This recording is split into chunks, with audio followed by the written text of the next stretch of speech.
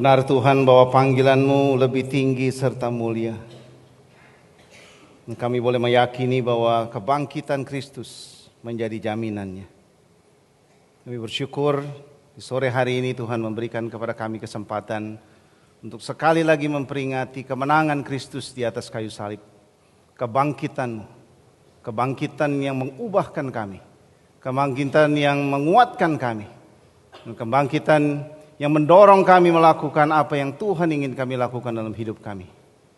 Banyak jiwa-jiwa yang hilang, banyak jiwa-jiwa yang tersesat, banyak orang-orang yang hidupnya sia-sia, dan Tuhan mengasihi mereka. Kami berdoa supaya Tuhan memakai kami, memakai perkantas, memakai siswa, memakai mahasiswa, dan alumni, bahkan semua kami ya Tuhan, mengerjakan panggilan-Mu yang tinggi serta mulia. Dan kami boleh meyakini bahwa kami pasti akan bisa mengerjakan panggilan itu, karena kuasa kebangkitan Kristus adalah jaminannya. Terima kasih ya Tuhan. Berbicara kalau sebentar kami boleh membaca kebenaran firman Tuhan. Tolong kami ya Tuhan, tolong khususnya hamba-Mu yang terbatas, boleh menyampaikan kebenaran firman Tuhan pada sore hari ini. Berbicaralah ya Tuhan, kami siap mendengarkan suara Tuhan. Di dalam nama Tuhan Yesus kami berdoa. Amin. Shalom. Saya mungkin perlu memperkenalkan lebih jauh.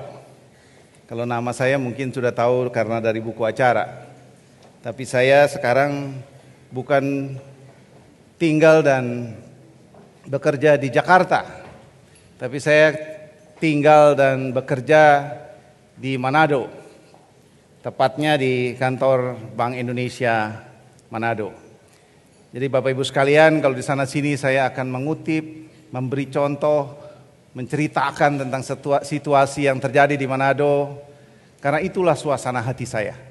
Saya ada di Manado, saya menikmati bagaimana Tuhan bekerja.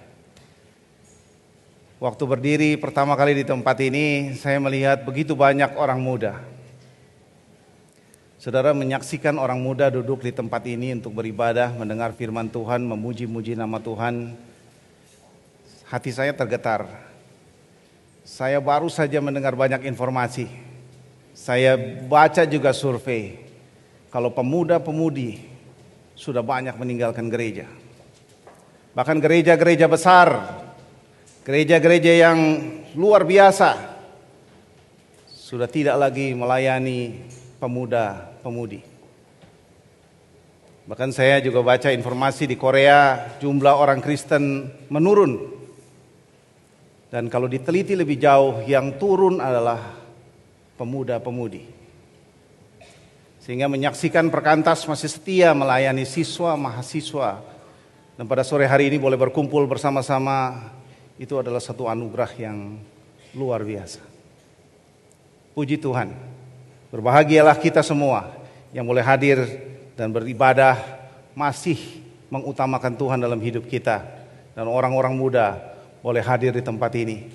Dan kita harus juga ingat, masih banyak orang muda di luar sana yang hidupnya tersesat, yang hidupnya sia-sia.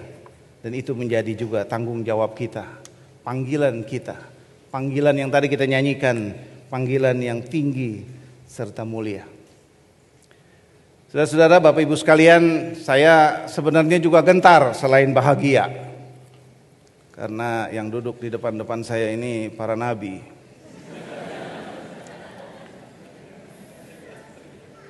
Saya dititipkan pesan sama Kalina, jangan hiraukan mereka.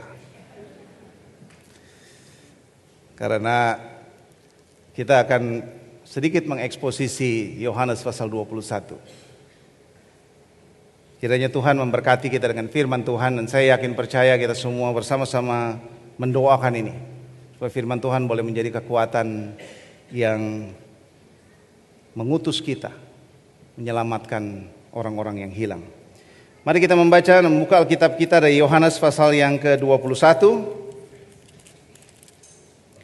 Yohanes pasal yang ke-21, kita akan membacanya semua ayat, agak panjang, 1 sampai 25.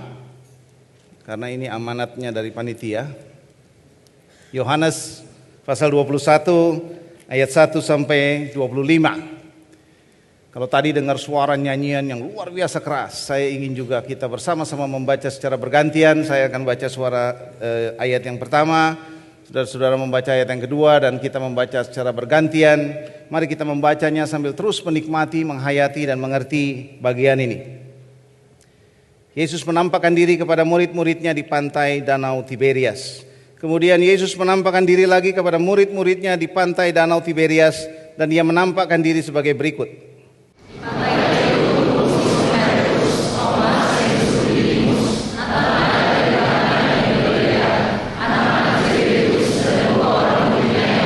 Kata Simon Petrus kepada mereka, "Aku pergi menangkap ikan." Kata mereka kepadanya, "Kami pergi juga dengan engkau." Mereka berangkat lalu naik ke perahu. Tapi malam itu mereka tidak menangkap apa-apa.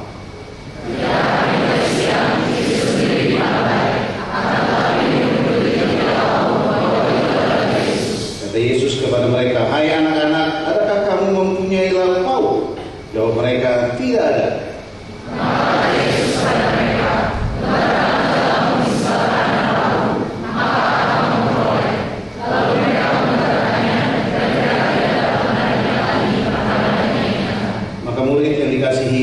Berkata kepada Petrus, "Itu Tuhan." Ketika Petrus mendengar bahwa itu adalah Tuhan, maka ia mengenakan pakaiannya sebab ia tidak berpakaian, lalu terjun ke dalam danau.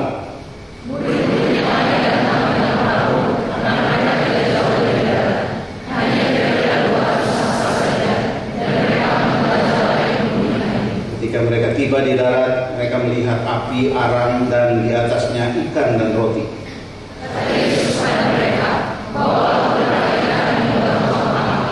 Simon Petrus naik ke perahu lalu menghela jala itu ke darat, penuh ikan-ikan besar, 153 ekor banyaknya, dan sungguh pun sebanyak itu, jala itu tidak koyak.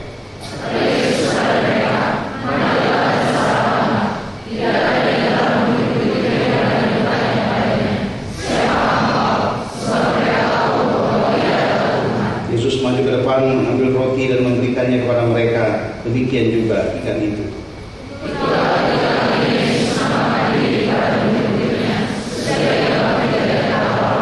Sesudah sarapan, Yesus berkata kepada Simon Petrus, "Simon, anak Yohanes, apakah engkau mengasihi aku lebih daripada mereka ini?" Jawab Petrus kepadanya, "Benar Tuhan, engkau tahu bahwa aku mengasihi engkau." Kata Yesus kepadanya, "Gembalakanlah domba-dombaku."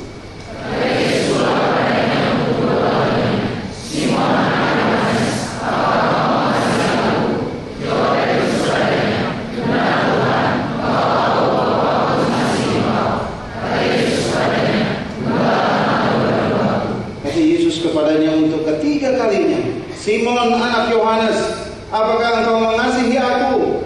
Maka sedih hati Petrus karena Yesus berkata untuk ketiga kalinya, "Apakah engkau mengasihi aku?"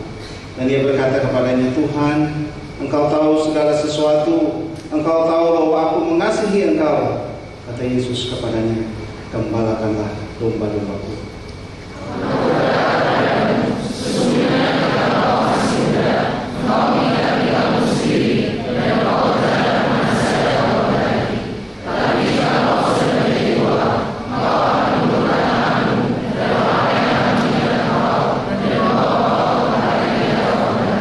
Dikatakannya untuk menyatakan bagaimana Petrus akan mati dan memuliakan Allah. Sesudah mengatakan demikian, dia berkata kepada Petrus, "Ikutlah aku."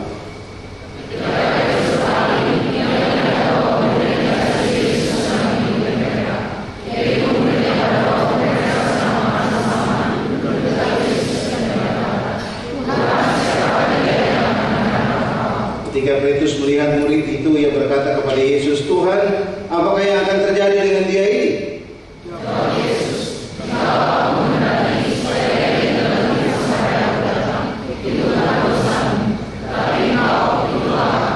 Maka tersebarlah kabar di antara saudara-saudara itu bahwa murid itu tidak akan mati. Tetapi Yesus tidak mengatakan kepada Petrus bahwa murid itu tidak akan mati, melainkan jikalau aku menghendaki supaya ia tinggal sampai aku datang, itu bukan urusanmu.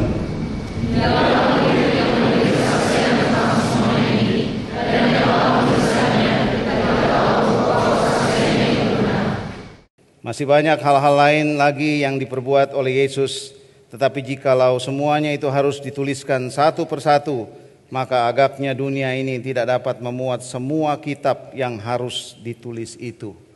Terpujilah nama Tuhan yang memberikan kepada kita firman Tuhan. Saudara-saudara yang terkasih dalam Tuhan, ketika menghayati dan mencoba merenungkan, mempelajari Yohanes 21, saya melihat bahwa memang cerita tentang kebangkitan bukanlah satu cerita yang mudah dipercaya. Cerita tentang kebangkitan seringkali memang menjadi kontroversial di mana-mana. Cerita tentang kebangkitan seringkali membuat orang menjadi either mundur atau malah maju. Dan kebangkitan pada masa itu juga sulit dipahami oleh masyarakat. Tapi juga ternyata sulit dipahami oleh para murid. Kalau kita perhatikan ketika Tuhan Yesus setelah bangkit, berkali-kali Tuhan Yesus menampakkan diri, baik itu kepada murid-murid maupun kepada orang-orang yang lain. Yohanes di Yohanes pasal 21 secara khusus mencatat penampakan Yesus kepada murid-murid. Sehingga dia berkata bahwa ini memang penampakan Yesus yang ketiga, tapi ketiga dalam arti di hadapan murid-murid. Saudara-saudara, pada awalnya murid-murid tidak mengenal Tuhan. Dan ini menjadi sesuatu yang menarik. Ketika Tuhan Yesus menampakkan diri dalam berbagai kesempatan, banyak orang tidak mengenal Dia. Tapi Tuhan Yesus menampakkan diri dan pada akhirnya orang bisa memahami bahwa itu Tuhan. Saya makin menghayati bahwa kebangkitan Kristus itu merupakan satu pesan yang harus terus-menerus disuarakan. Tadi kami baru rapat di Perkantas. Akhirnya kami sepakat untuk yang namanya visi misi Perkantas itu. Visi misi PMK kalau di kampus. Visi misi bahkan mungkin pribadi kita harus terus-menerus diingat-ingat. Kalau enggak kita distracted, kalau enggak kita memang bias melakukan banyak hal yang lain. Kuasa kebangkitan Kristus menjadi sesuatu hal yang terus-menerus harus disuarakan, harus diceritakan, harus dikumandangkan, harus dijelaskan lebih kuat lagi. Saya senang berada di Manado, kalau di Manado agak sedikit berbeda suasananya. Kalau saudara-saudara pergi ke Manado pada saat Paskah, kita melihat di jalan-jalan penuh dengan salib-salib, berwarna-warni, ada yang putih, ada yang ungu. Luar biasa suasananya, suasana Paskah. Paskah lebih heboh di Manado atau Sulawesi Utara atau khususnya di daerah Minahasa daripada daerah-daerah yang lain. Gereja-gereja khususnya gereja-gereja besar, gereja-gereja Gemim itu menyelenggarakan pertunjukan atau kemudian mereka membuat salib-salib, membuat kubur Yesus, membuat segala macam luar biasa. Dan itu mengingatkan banyak orang bahwa Yesus disalibkan dan kubur itu kosong. Yesus sudah bangkit. Itu merupakan satu pemahaman yang luar biasa. Saya nanti akan menceritakan juga bagian yang sedih ternyata dari semuanya itu.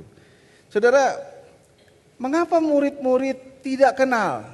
Mengapa murid-murid tidak mengenali Yesus ketika ia menyapa mereka di pantai Danau Tiberias?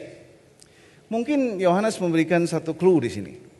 Bahwa, tapi ini juga saya baca dari berbagai tafsiran. Tafsiran-tafsiran ini kan ya ada yang mendekati kebenaran gitu kan. Jadi Petrus sebagai sang pemimpin murid-murid pada waktu itu menjadi orang yang kecewa, menjadi orang yang sedih setelah kematian Kristus. Petrus menjadi orang yang ada yang bilang despair, putus asa dan uncertain, jadi tidak menentu. Lalu kemudian di sini dikatakan dia memutuskan untuk pulang kampung ke Galilea. Dia akan menangkap ikan. Profesi yang sebelumnya dia kerjakan sebelum dipanggil Tuhan Yesus. Dan setelah kematian Tuhan Yesus, bahkan setelah kebangkitan, dia kembali menjadi nelayan. Petrus kecewa. Dan yang menarik juga di sini juga dikatakan bahwa beberapa murid juga mengikuti dia. Bertuju mereka. Kalau dilihat orang-orangnya Simon Petrus, ada Thomas, ada Nathanael, ada Yakobus dan Yohanes, anak-anak Zebedeus, dan ada 2 orang murid lainnya. Mungkin mereka juga tidak terpikir bahwa Tuhan Yesus akan hadir di pantai itu dan menyapa mereka. Bahkan ketika mereka melihat bahwa ada ikan yang ditangkap, barulah mereka mengenali Tuhan. Nah saudara, saya ingin kita masuk ke dalam cerita itu, masuk ke dalam suasana itu, sehingga mencoba menghayati bagaimana kejadiannya pada waktu itu. Ada beberapa hal yang menurut saya sangat istimewa ketika mempelajari Yohanes 21 ini. Ketika mereka habis menangkap ikan dan mereka gagal semalaman, kalau Anda tahu para nelayan, waktu menangkap ikan yang paling istimewa itu malam. Jadi kalau udah malam nggak dapat ikan, ya udah nggak dapat. Nggak ada ceritanya menangkap ikan siang-siang, menangkap ikan malam, dan malam itu mereka nggak dapat ikan. Mereka kembali, mereka nggak dapat ikan. Lalu Tuhan Yesus tanya kepada mereka, dia berdiri di pinggir pantai Danau Tiberias, lalu kepada orang-orang itu yang tidak mengenal dia sebagai Tuhan, bertanya, apakah kamu punya lauk pauk? Atau lebih tepatnya, mungkin mereka tanya, kamu punya ikan nggak? Dan saudara, kalau kita pernah menjadi mahasiswa, kalau kita habis ujian, lalu ternyata ujiannya itu susah banget, dan kita nggak bisa jawabnya, dan kita yakin kayaknya kita dapat D lah. Susah bener. Gitu. Ini jawaban yang sering saya terima dari anak laki-laki saya. Gimana ujiannya tadi? Susah. Susah. Nah, saudara, kalau saudara lagi susah, nggak bisa jawab ujian, lalu ada orang bertanya, gimana tadi ujiannya? Is that a good question? Saya yakin itu pertanyaan yang tidak dikehendaki. Lebih baik nggak usah nanya deh. Nggak ngelihat nih mukanya lagi begini, lagi susah begini, orang bertanya.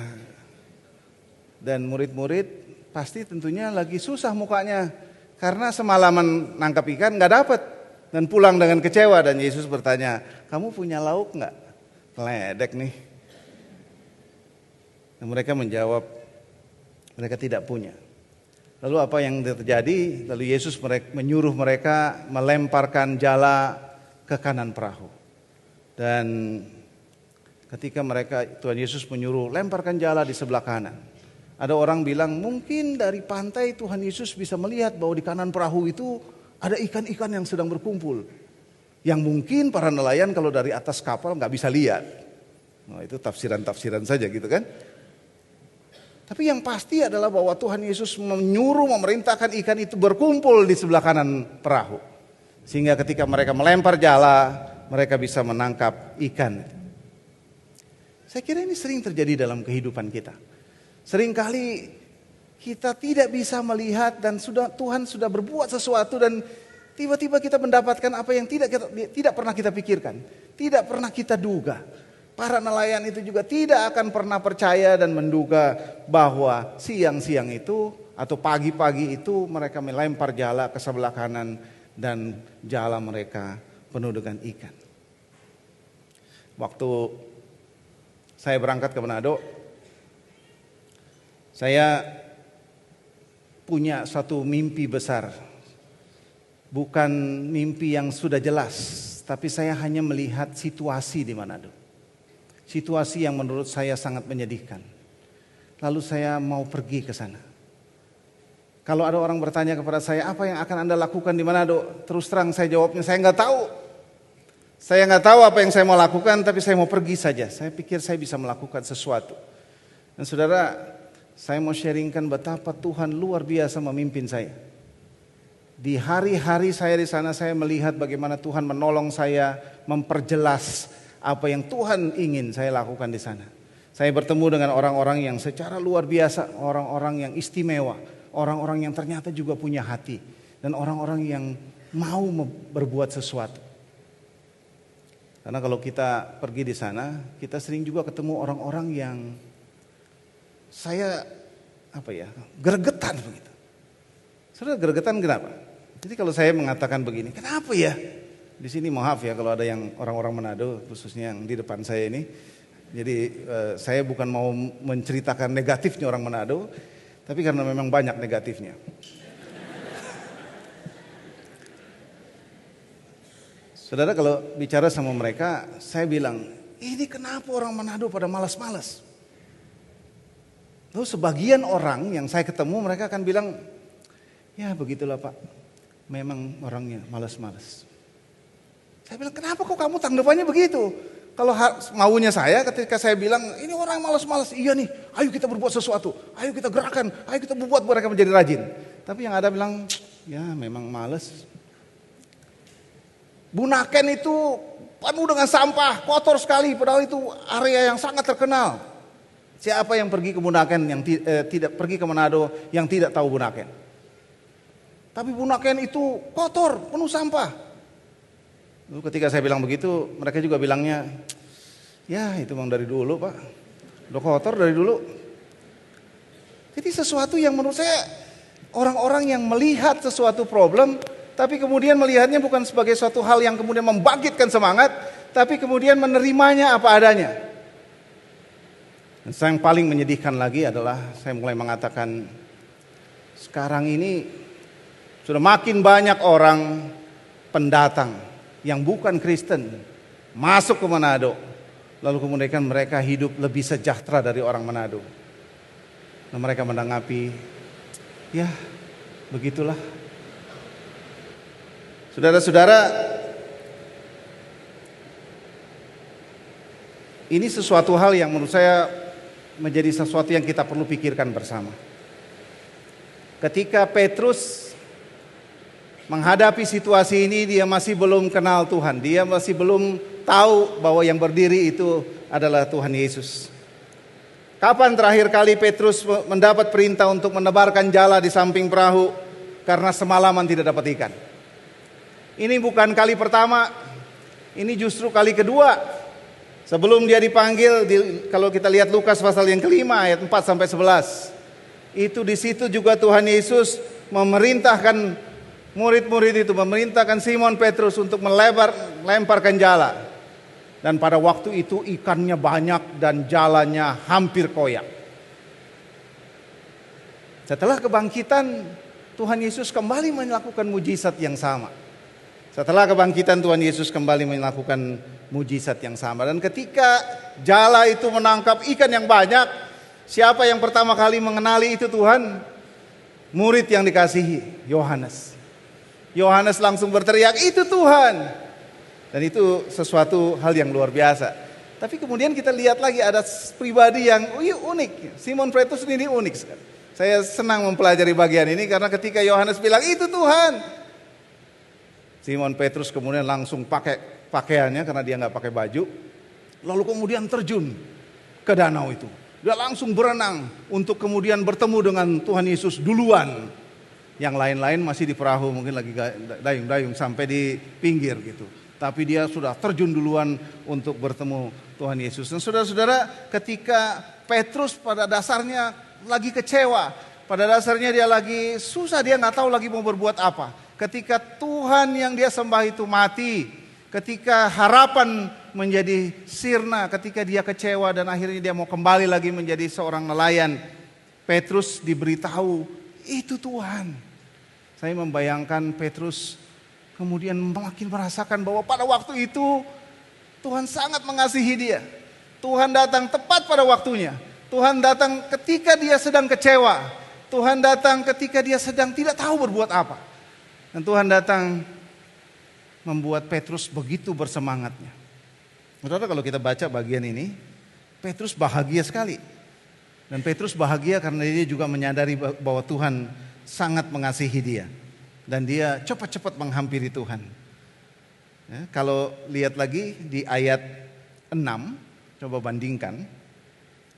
Di ayat yang ke-6 itu, di situ dia bilang, tebarkanlah jalamu di sebelah kanan perahu, maka kamu akan peroleh. Lalu mereka menebarkannya dan mereka tidak dapat menariknya lagi karena banyaknya ikan. Jadi ikan itu banyak karena jalannya berat sekali. Tapi kemudian di ayat yang 11 kalau kita lihat, ayat yang ke-11, Simon Petrus ketika dia sudah berenang, dia ketemu Tuhan. Simon Petrus naik ke perahu lalu menghela jala itu ke darat. Penuh ikan-ikan besar. 153 ekor banyak, dan sungguh pun sebanyak itu jala itu tidak koyak. Jadi dia begitu semangatnya, lalu dia hela itu jala, dia bawa ke darat. Padahal jala itu oleh murid-murid yang lain juga dilihat sebagai jala yang berat. Saya sangat menikmati orang-orang yang punya semangat seperti ini. Kita nggak usah membandingkan Petrus dengan Yohanes karena memang ini bukan untuk dibandingkan. Tapi memang ada orang-orang seperti Petrus yang punya semangat luar biasa, yang punya energi yang luar biasa, yang langsung semangat gitu kan. Yang saking semangatnya juga kadang-kadang dia menyangkal Tuhan 3 kali gitu. Dia orang yang semangat, energik. Sehingga saya kadang-kadang bingung juga melihat orang yang melayani Tuhan malas-malasan.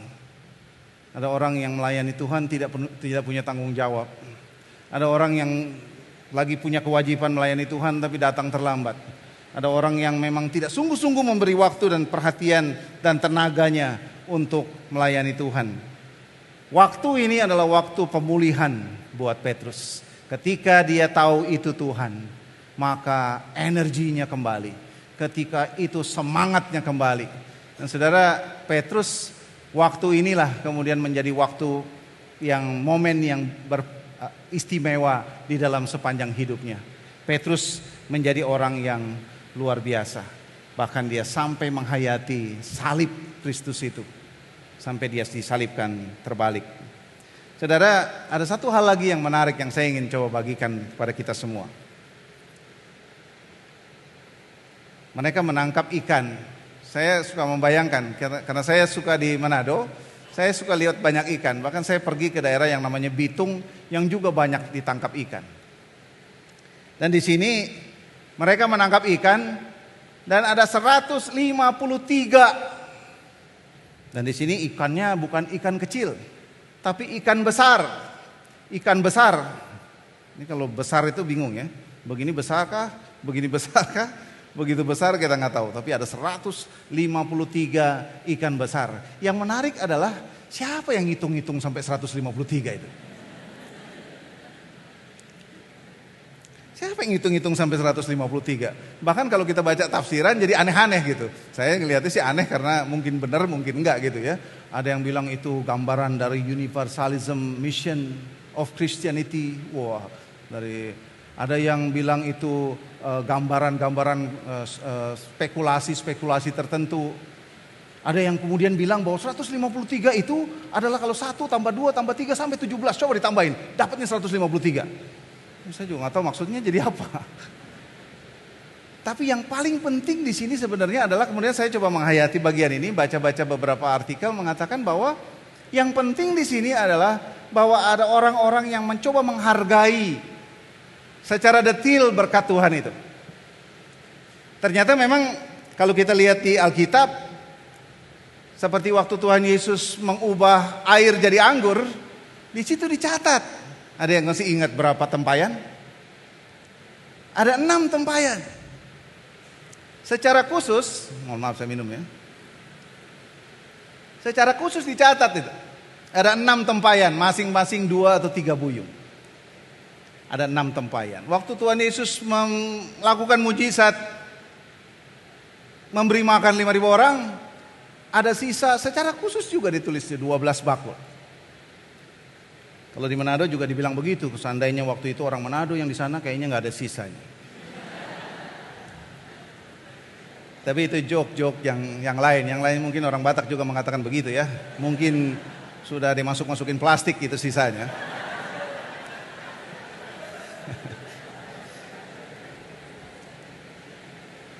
Tapi angka-angka itu mencoba memberikan suatu pemahaman betapa detil-detil itu penting dihayati oleh orang-orang yang menikmati berkat-berkat Tuhan. Saya bisa membayangkan kalau waktu itu dikatakan bahwa mereka menangkap ikan banyak. Banyak berapa banyak? 10 juga banyak, 15 juga banyak. Kalau mereka cuma berapa orang lalu mereka ada 7 orang, mereka menangkap 15 ikan, mereka juga bilang banyak. Tapi secara khusus dicatat ini 153 dan dicatat lagi bukan ikan kecil tapi ikan besar. Waduh, luar biasa. Jadi yang penting buat kita kemudian menghayati, jangan pernah melupakan detil-detil berkat yang Tuhan berikan kepada kita. Dan itu menjadi salah satu hal yang istimewa. Lalu kemudian kita juga melihat bahwa di Yohanes 21 ini dicatat juga bahwa jala itu, jala yang menangkap 153 ikan besar itu tidak koyak. Secara khusus ditulis tidak koyak. Ini juga menunjukkan buat saya bahwa kalau Tuhan perintahkan sesuatu, kalau Tuhan menghendaki sesuatu, Dia sediakan segala-galanya. Jala itu pun tidak koyak. Kalau mereka dapat 153 ikan lalu tangkap lalu jalannya robek semua, ikannya pergi semua. Tapi jala itu tidak koyak. Waktu kemarin ini kebetulan ada orang-orang yang berkepentingan juga. Beberapa minggu ini ada Bang Polo datang ke Manado, Pak Jonathan Parapak juga datang ke Manado, lalu ada Pendeta Yoel juga datang ke Manado. Jadi kalau saya bilang begitu tinggal Pak Yongki coba dia jadwalkan datang ke Manado dan seterusnya. Jadi ada Daniel Ginting, kalau orang Manado sih udah sering ke Manado. Ketika Bang Polo dan Pak Jonathan Parapak datang ke Manado, mereka mempertanyakan satu hal mengenai rumah persekutuan. Dan yang menarik setelah itu mereka datang kepada saya lalu kita ngobrol. Dan saya pikir, saya bilang kepada teman-teman di Perkantas Manado, jangan dulu putuskan kita mau beli ruper seperti apa, besar tanahnya berapa, atau bangunannya seperti apa. Saya mau mengajak mereka berpikir, kita set dulu dream kita apa. Anda melihat dreamnya seperti apa? Lalu kita mulai cerita. Menurut saya terus bicara. Menurut saya, Perkantas yang terbesar harusnya ada di Manado. Kenapa begitu? Bukan di Jakarta, bukan di Jawa Timur. Ini bayangan saya ya. Kenapa? Karena di Manado, di universitas negeri yang namanya Universitas Samratulangi, 90% mahasiswanya Kristen. Ada lagi Universitas Negeri Manado. Ada lagi Universitas Kelabat, ada lagi Universitas De La Salle. Sebagian besar mereka mahasiswanya Kristen. Tapi apa yang terjadi ketika persekutuan? Nggak lebih banyak dari orang-orang di Jakarta. Nggak lebih banyak dari kampus-kampus yang sebenarnya mungkin lebih banyak Muslim di dalamnya. Jadi kita coba tantang mereka. What is your dream untuk Perkantas di Manado? Sehingga kita sepakat waktu itu. Kita perlu memikirkan pekerjaan Tuhan yang besar di Manado. Nah, tadi dalam rapat saya juga sempat bilang, Perkantas Manado akan beli tanah 1000 meter. Tapi ini bukan untuk sombong-sombongan. Karena lagi-lagi we have to set our dream, our vision. Dan ini kemudian menjadi sesuatu yang penting. Karena kemudian mencoba menghayati bahwa Yesus yang bangkit itu jaminannya untuk kita mempunyai visi yang besar. Nah, saudara-saudara yang terkasih dalam Tuhan, itu ketiga kalinya Yesus menampakkan diri kepada murid-muridnya. Ada hal yang juga menarik ketika Yesus meneguhkan murid-muridnya tentang kebangkitannya dan bagaimana kemudian murid-murid melanjutkan pekerjaan itu. Saudara-saudara yang terkasih, ketika membaca ayat 15 dan seterusnya, ayat yang sudah sangat familiar ketika Tuhan bertanya kepada Simon anak Yohanes, apakah engkau mengasihi aku lebih daripada mereka ini? Lalu jawab Simon, benar Tuhan, engkau tahu bahwa aku mengasihi engkau. Dan dia tanya pertanyaan ini 3 kali. Saudara, saya berpikir begini. Ketika Tuhan Yesus berkata 3 kali pun dia jawab, gembalakanlah domba-dombaku. Ada kata ku di situ. Domba-dombaku. Sehingga Tuhan mau mengatakan kalau engkau akan menggembalakan domba, ini bukan dombamu, ini dombaku. Saya bisa terus membayangkan kalau kita melayani siswa, kalau kita melayani mahasiswa, itu bukan milik Perkantas. Itu milik Tuhan. Itu domba-dombaku, kata Tuhan. Sehingga ketika dia berkata itu domba-dombaku, maka ketika engkau kuperintahkan untuk menggembalakan mereka, syaratnya satu, apakah engkau mengasihi aku? Saudara, apakah kita mengasihi Tuhan ketika kita terlibat dalam pelayanan?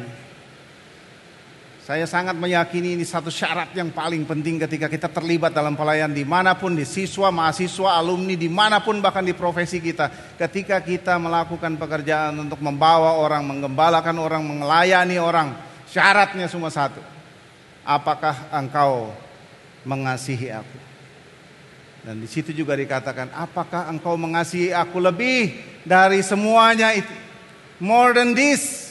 Dan itu dikatakan lebih dari pekerjaan, lebih dari ikanmu, lebih dari jalamu, lebih dari teman-temanmu, bahkan lebih dari keluargamu. Apakah engkau mengasihi aku lebih dari semuanya itu? Dan itu menjadi satu hal yang sangat penting. Kalau kita mengasihi Tuhan, barulah Tuhan mau berkata kepada kita, gembalakanlah domba-dombaku, kata Tuhan. Saudara, kasih itu membawa konsekuensi. William Barclay juga berkatakan begitu. If you love me, Jesus said, then give your life to shepherding the sheep and the lambs of my flock. Kalau engkau mengasihi aku, gembalakanlah domba-dombaku. Ada konsekuensi dari kasih. Ada responsibility, ada tanggung jawab di situ. Karena memang kataku itu adalah domba-domba itu adalah milik Tuhan. Tapi berapa banyak kita gagal untuk mengasihi Tuhan lebih dari yang lain. Too many distractions. Saya suka bicara sama orang-orang muda. Seringkali orang-orang muda lebih sulit punya fokus. Karena orang-orang muda, apalagi kalau alumni muda, baru lulus, baru mulai kerja, untuk bisa fokus melayani Tuhan, mengasihi Tuhan lebih dari yang lain, tantangannya lebih berat. Karena banyak yang dipikirkan. Pacar belum punya, motor masih kreditan, apalagi mau punya mobil belum, ada adik yang harus dibiayai, ada orang tua sakit, wah, terlalu banyak problemnya. Sehingga kemudian mau betul-betul fokus melakukan pelayanan itu menjadi sesuatu tantangan yang luar biasa. Saudara, melayani Tuhan kita harus bisa, dan sebagai syaratnya adalah mengasihi Dia lebih dari yang lain.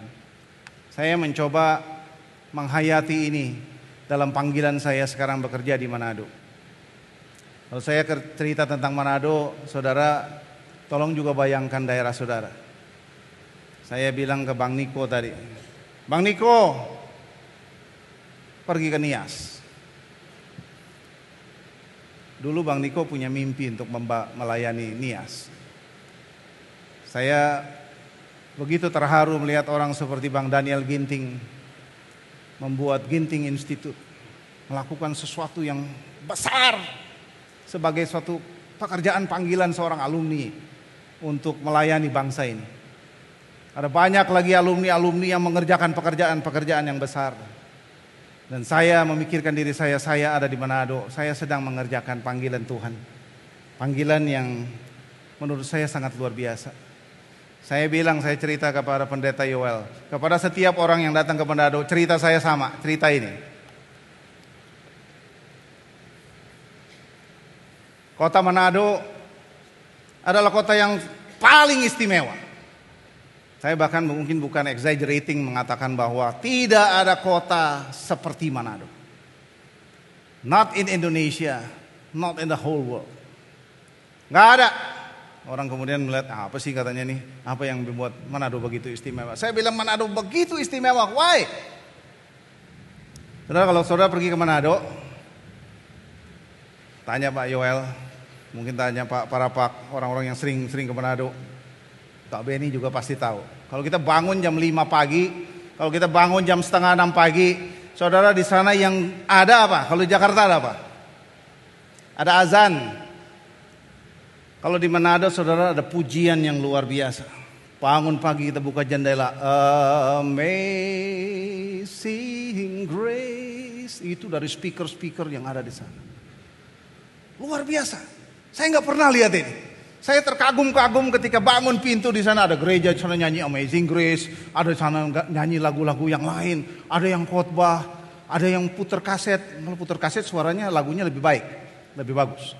Tapi ada juga majelis yang nyanyi sendiri gitu. Sehingga memang ya kita maklum lah, tapi lumayan lah dengar lagu Amazing Grace begitu kan.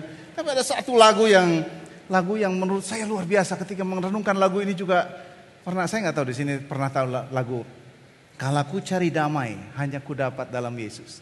Pernah dengar lagi itu? Kala ku cari damai hanya ku dapat dalam Yesus. Kala ku cari ketenangan hanya ku temui di dalam Yesus. Tak satu pun dapat menghiburku, tak seorang pun dapat menolongku. Hanya Yesus jawaban hidupku. Saudara kalau buka pintu pagi-pagi ada orang berkata hanya Yesus jawaban hidupku. What a city. Nggak ada kota kayak gitu di dunia ini. Ada teman pelayanan pendeta dengan bawa jemaat dari Australia datang ke tempat kami. Lalu saya bilang, apakah di Australia ada seperti itu? Nggak ada. Referennya lagu itu bangsa. Bersama dia hatiku damai, walau dalam lembah kekelaman. Bersama dia hatiku tenang, walau hidup penuh tantangan. Tak satu pun dapat menghiburku, tak seorang pun dapat menolongku. Hanya Yesus jawaban hidupku. Saya menikmati sekali ada satu. Gak ada kota seperti begitu. Luar biasa kalau kita berdoa Indonesia penuh kemuliaan Tuhan. Kalau kita berdoa Jakarta penuh kemuliaan Tuhan. Saya udah lihat kemuliaan Tuhan di Manado. Lagu-lagu itu berkumandang di langit-langit di sana. Tapi saudara tahu, hati saya menangis dan saya berteriak karena melihat suasana seperti itu tidak tergambar dalam kehidupan orang-orang di sana. Mereka mabuk-mabukan. Mereka melakukan seks bebas.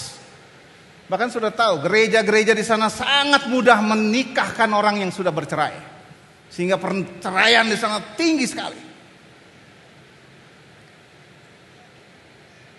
Bagaimana tidak hancur hati saya melihat kota yang menurut saya kantong Kristen terbesar di Indonesia in terms of percentage.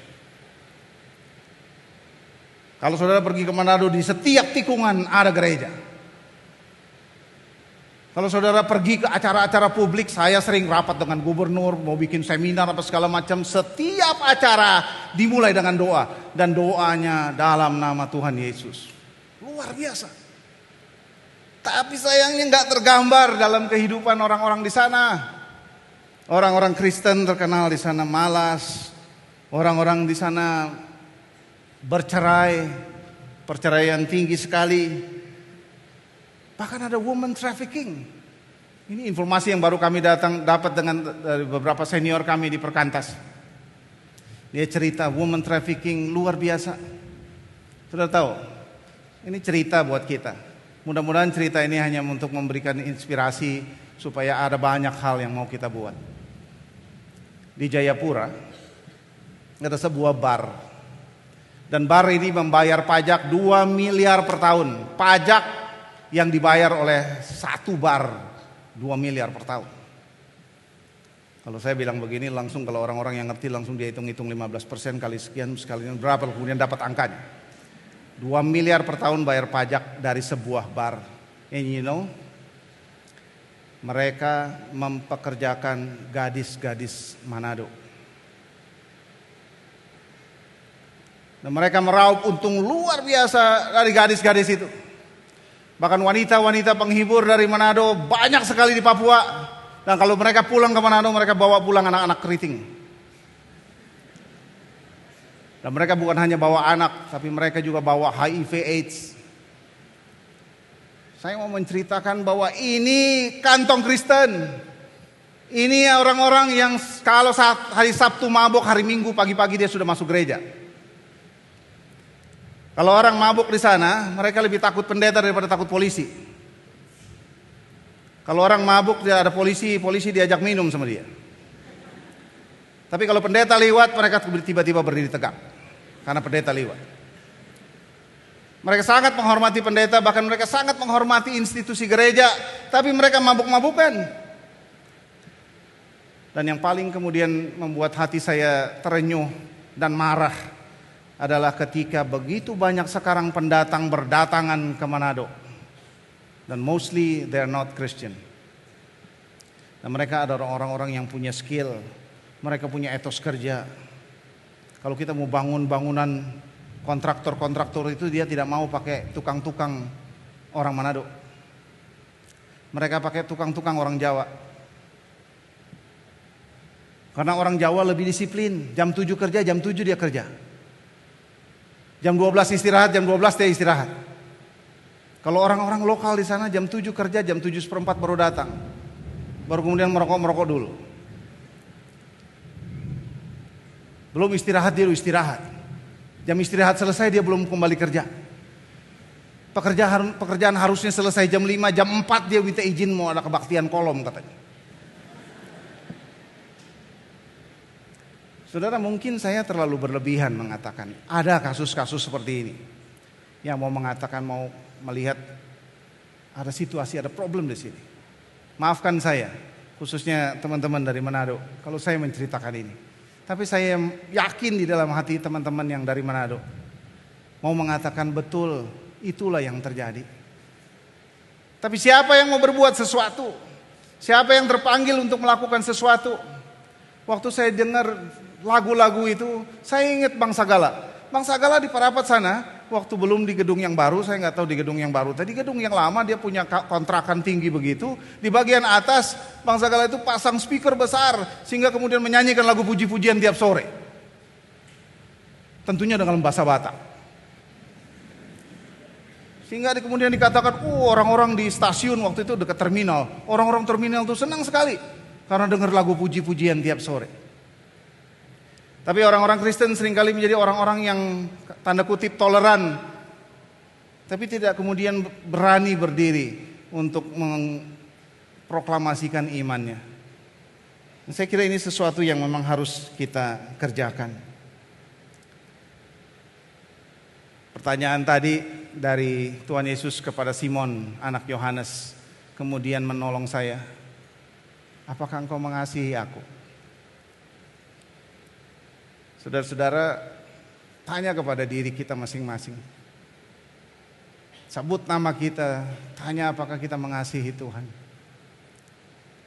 Dan dia berkata, gembalakanlah domba-dombaku. Dalam arti apa?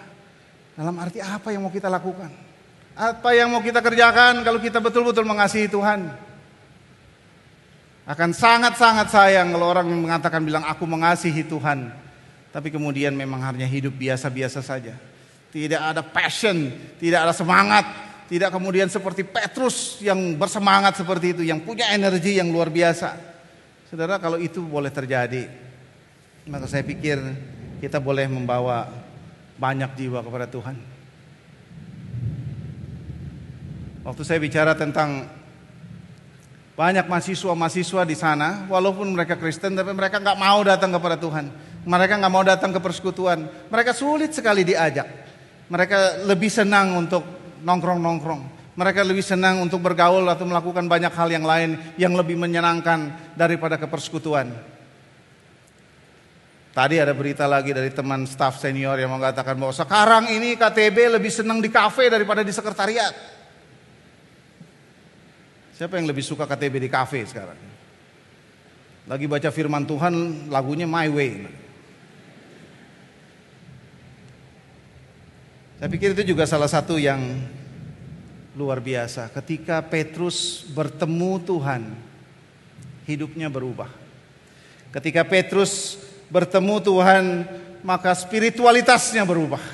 Dia dipulihkan, dia dibaharui. Petrus kemudian menjadi orang yang sangat luar biasa. Dipakai Tuhan menjadi orang yang melayani Tuhan, membawa jiwa bagi Tuhan. Selain Petrus, kita juga lihat Paulus. Paulus juga ketika dia melakukan perjumpaan dengan Tuhan Yesus, ketika Tuhan Yesus menampakkan diri. Mari kita baca coba 1 Korintus pasal yang ke-15. 1 Korintus pasal yang ke-15 ayat 8 sampai 10. 1 Korintus pasal yang ke-15 ayat 8 sampai 10. Dan yang paling akhir dari semuanya, ia menampakkan diri juga kepadaku, sama seperti kepada anak yang lahir sebelum waktunya. Karena aku adalah yang paling hina dari semua rasul, bahkan tidak layak disebut rasul, sebab aku telah menganiaya jemaat Allah. Tetapi karena kasih karunia Allah, aku adalah sebagaimana aku ada sekarang, dan kasih karunia yang dianugerahkannya kepadaku tidak sia-sia. Sebaliknya aku telah bekerja lebih keras daripada mereka semua. Tapi bukannya aku, melainkan kasih karunia Allah yang menyertai aku. Sebab itu bagi aku maupun mereka, demikianlah kami mengajar, dan demikianlah kamu menjadi percaya. Ketika Paulus bertemu dengan Tuhan, ketika di sini dikatakan ia menampakkan diri juga kepadaku, ketika dia bertemu dengan Tuhan, maka hidupnya berubah. Yang Paulus kemudian bekerja keras. Kalimat ini luar biasa, bekerja keras bagi pekerjaan Tuhan. Sehingga kalau kita melayani Tuhan, kita mau berpikir besar bagi Tuhan di Indonesia, maka mata kita harus lebih banyak terbuka. Terbuka melihat begitu banyak daerah-daerah yang tidak berkembang. Kekristenan stagnan. Ada banyak pelayanan-pelayanan yang dari tahun ke tahun ya begitu-begitu saja. Kalau tidak dibilang mundur, ya tetap. Padahal kita meyakini dan setiap kali merayakan Paskah kita makin meyakini bahwa ada kuasa kebangkitan Kristus. Kuasa yang memulihkan.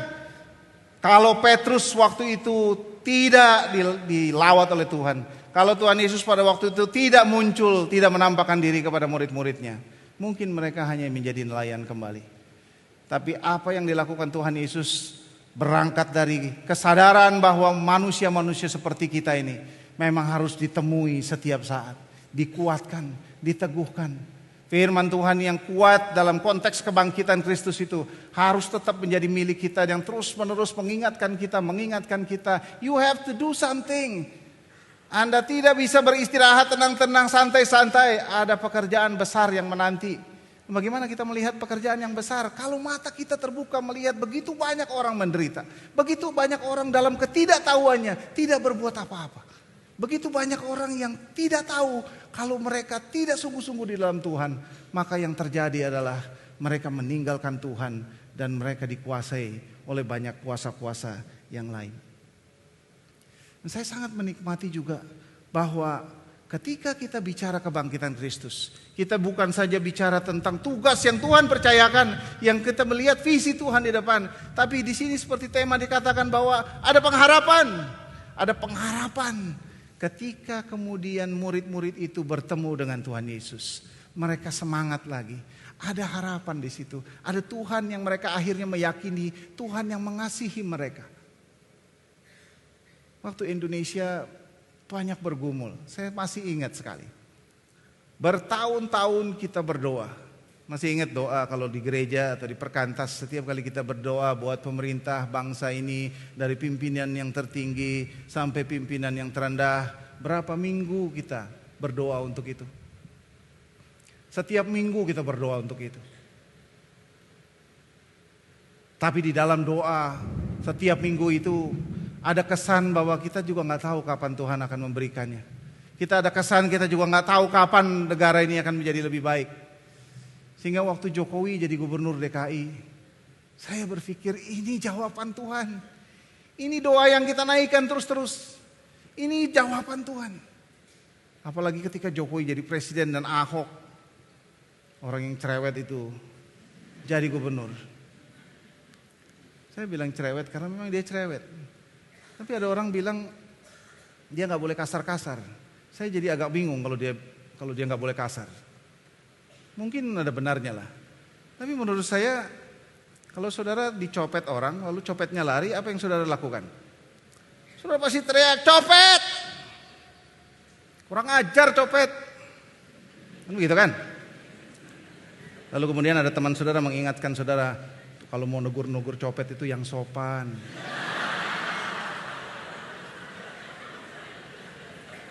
Ada yang nggak benar di sini. Saya kebetulan punya kesempatan bertemu dengan beliau beberapa kali, dan ini orang yang paling ramah, paling sopan. Dan yang bersyukur lagi dia kenal perkantas. Waktu ketemu dengan beliau, dia bisik saya, masih di pintu air. Nggak tahu itu pertanyaan karena dia kenal atau ngeledek. Kok masih di pintu air sih? Gitu. Tapi dia tuh tanya begitu, dia tahu pelayanan kita. Dan dia orang yang sangat sopan. Bertemu, dia nggak mau juga kelihatan terlalu vulgar seperti misalnya bergaul dengan orang-orang Kristen terlalu vulgar. Saya bukan sedang kampanye.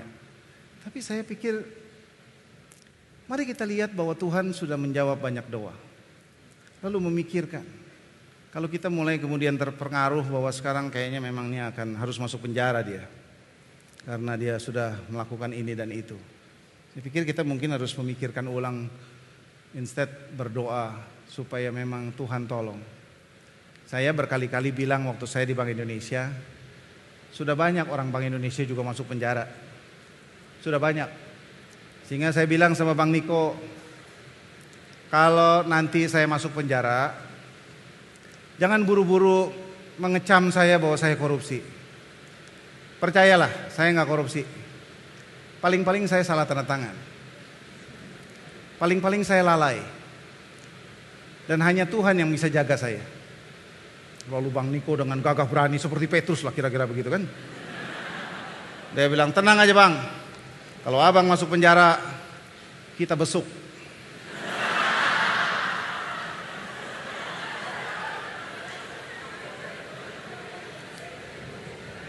Ya tapi lumayan lah ada teman-teman yang besuk begitu kan. Saudara, saya pikir itu sesuatu yang sangat luar biasa. Mari kita pikirkan, mari kita doakan, mari kita buat sesuatu yang besar bagi bangsa ini. Kita seperti slogan kita, student today, leaders tomorrow.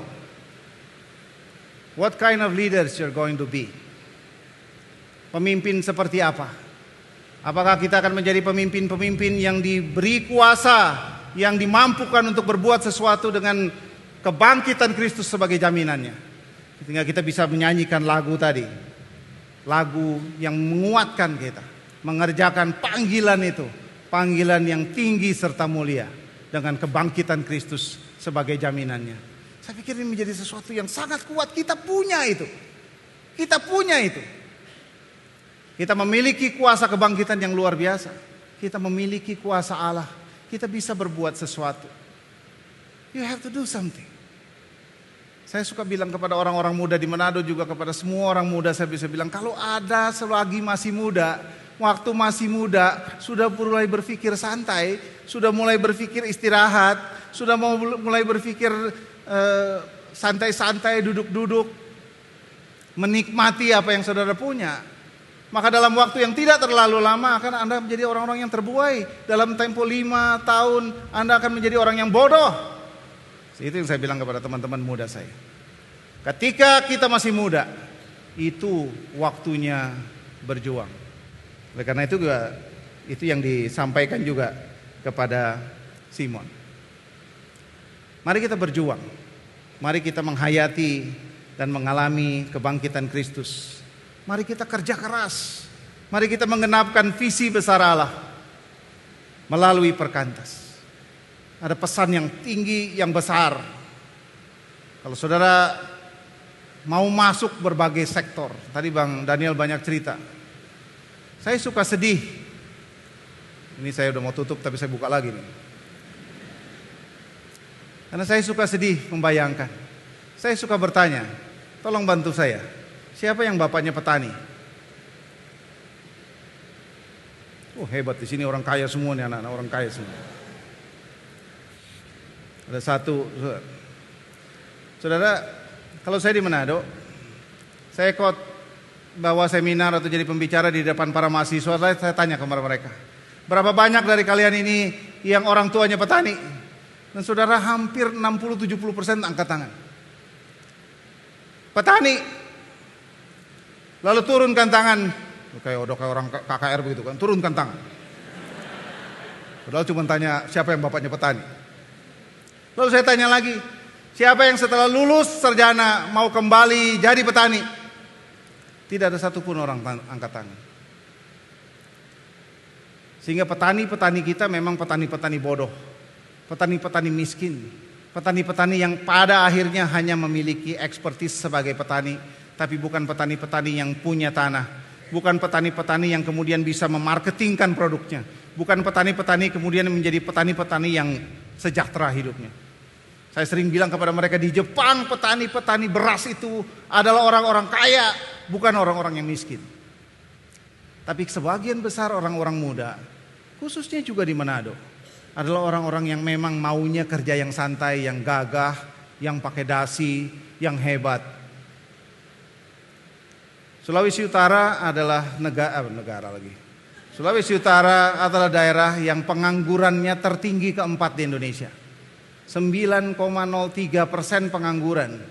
Pengangguran terbesar ada di Aceh.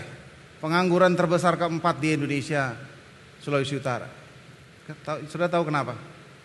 Dan kita yakin bukan karena nggak ada pekerjaan, tapi karena mereka pilih-pilih. Sehingga menganggur itu adalah pilihan.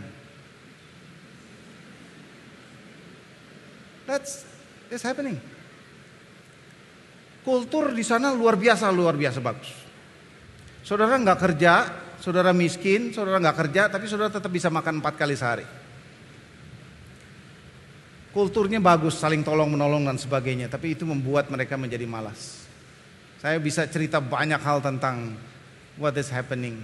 Tapi yang saya mau katakan saudara, bukan hanya di Manado, tapi terjadi di daerah-daerah yang lain. Mungkin terjadi juga di Sumatera Utara. Sehingga saya sangat mendukung apa yang dilakukan oleh pendeta Mangapul Sagala. Menghasilkan orang-orang yang militan, pendeta-pendeta yang berkualitas untuk membawa orang datang kepada Tuhan. Tadi Ibu Marta bilang ke saya, yang penting sebenarnya adalah bagaimana perjumpaan orang dengan Kristus. Dan saya pikir betul, harus orang mengalami perjumpaan dengan Kristus, baru hidupnya berubah. Sama seperti Petrus ketika dia mengalami perjumpaan dengan Tuhan itu, hidupnya berubah. Tapi pertanyaannya, siapa yang mau mengerjakan bagian ini? Sehingga orang-orang itu bisa mengalami perjumpaan dengan Kristus. Saudara mau? Saudara mau pergi? Memberitakan Injil, membawa orang mengalami perjumpaan dengan Kristus. Tapi firman Tuhan hari ini mengatakan kepada kita, apakah engkau mengasihi aku? Kalau engkau mengasihi aku, kata Tuhan, gembalakanlah domba-dombaku. Mari kita berdoa.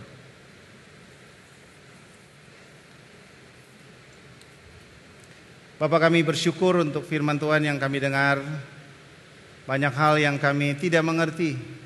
Banyak hal yang begitu gelap bagi kami. Bahkan apa yang Tuhan mau kami kerjakan dalam hidup kami pun banyak kami tidak mengerti. Kami ingin berbuat sesuatu ya Tuhan. Kami ingin menuruti panggilan Tuhan. Kami ingin mengerjakan panggilan itu. Panggilan yang tinggi serta mulia. Tapi kami seringkali gagal. Karena kami gagal mengasihi Allah lebih daripada yang lain. Tolong kami ya Tuhan ketika kami mengerjakan panggilan ini. Tolong kami ya Allah ketika kami boleh masuk ke dalam kehidupan kami yang visioner, visi yang datang dari Tuhan. Tolong kami ya Tuhan, supaya kami hari lepas hari boleh menjadi orang-orang yang makin mengasihi Tuhan.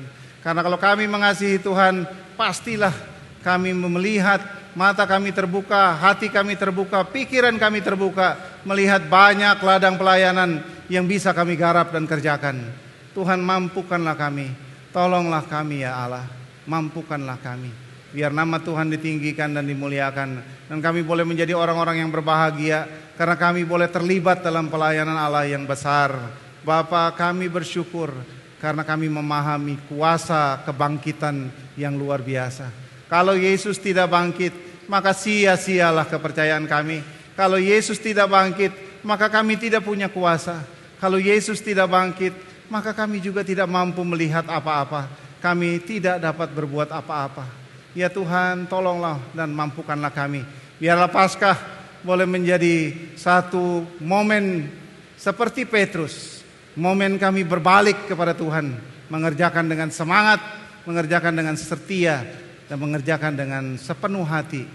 Nama Tuhan ditinggikan, gereja Tuhan dibangunkan, dan Tuhanlah yang mengawal semuanya itu. Terima kasih Bapa, terpujilah nama Tuhan. Dalam nama Tuhan Yesus kami berdoa dan bersyukur. Amin.